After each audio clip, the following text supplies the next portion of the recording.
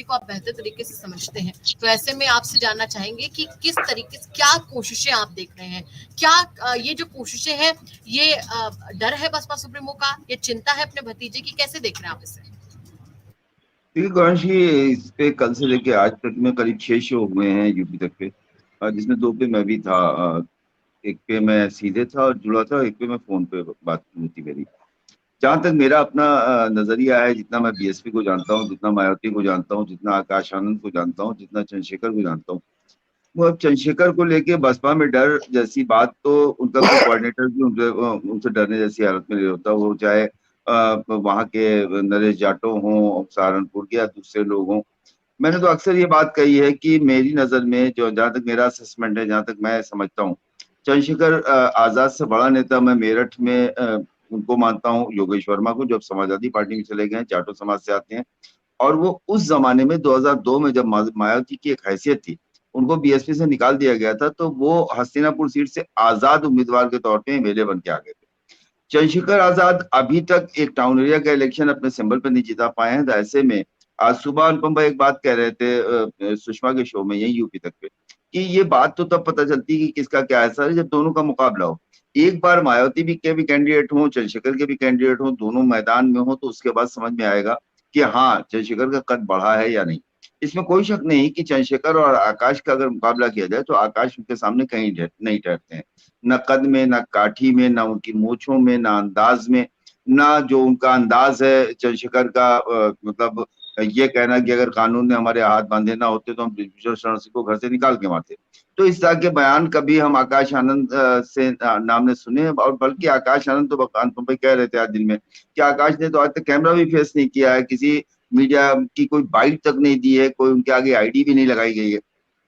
तो चंद्रशेखर और उनका रावण का कोई मुकाबला नहीं है, इस बात को इनकार नहीं कर सकता। रावण की अपनी एक क्या कहते हैं यूएसपी है। रावण जो है मीडिया का चेहरा है। राम चंद्रशेखर को लेके मीडिया में एक खबरों, समझिए कि चंद्रशेखर जो है वो पे हमला होता है, बचते हैं, उनकी जान नहीं जाती है। ये मतलब चूंकि गोली लगी, उनको छू के निकल गई, छिल के निकल गई। और उसके बाद पश्चिमी उत्तर प्रदेश में सहारनपुर के आसपास के जिलों में, मतलब जो एक, आप इसको इमेजिन करके देखिए कि अगर ये हमला आकाश आनंद पे पत्थर भी चला होता तो देश की क्या स्थिति होती। तो ये अंतर होता है।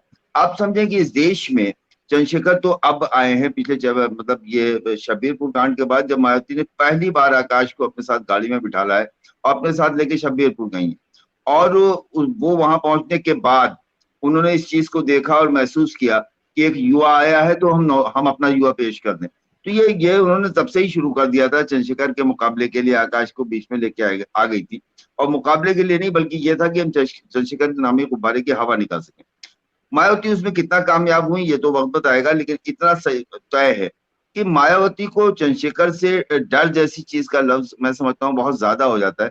कि और इनसिक्योरिटी जैसी बात भी समझ में आने वाली नहीं है। वजह यह है कि जिस तरह से झंडा और निशान किसी भी पार्टी की बड़ी अहमियत होती है, जब तक मायावती के पास नीला झंडा हाथी निशान है, आकाश आनंद या उनकी जो भाभी हैं विचित्रा, या क्या कहते हैं राजा राम जी गौतम, या सैयद कासिम, जिसके पास भी वो झंडा और निशान होगा, उसके पास वो 12-13%, 14%, 8%, 10% वोट रहेगा, क्योंकि वो कमिटेड वोटर होता है जो झंडे और निशान के साथ जाता है। तो मैं समझता हूँ आजाद समाज पार्टी, चंद्रशेखर ने थोड़ा जल्दबाजी कर ली। चंद्रशेखर जल्दी में थे। चंद्रशेखर ने काशीराम बनने का प्रयास किया, कहा भी कि हम उनके नक्शे कदम पे, उनके उस पर चल रहे हैं। लेकिन अगर आप चंद्रशेखर की पूरी राजनीतिक उसको देखिएगा, तो चंद्रशेखर आज भी जो मिशनरी कैडराइज जो शब्द होते हैं, जो अम्बेडकराइज लोग जो जिस तरह से करते हैं, आपको उनके किसी भाषण में डॉक्टर अम्बेडकर नहीं मिलेंगे। उसी तरह अम्बेडकर मिलेंगे जैसे अखिलेश यादव को मिलते हैं, जिस तरह से दूसरे नेता अम्बेडकर का नाम लेते हैं, आगे बढ़ जाते हैं।